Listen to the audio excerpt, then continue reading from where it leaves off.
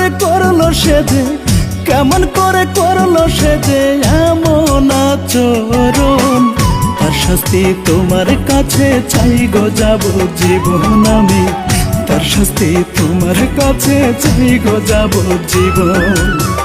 মন ভাঙার বিচার তুমি কইরো বিধি আগে, করব হাজির আদালতে সাক্ষী যত লাগে।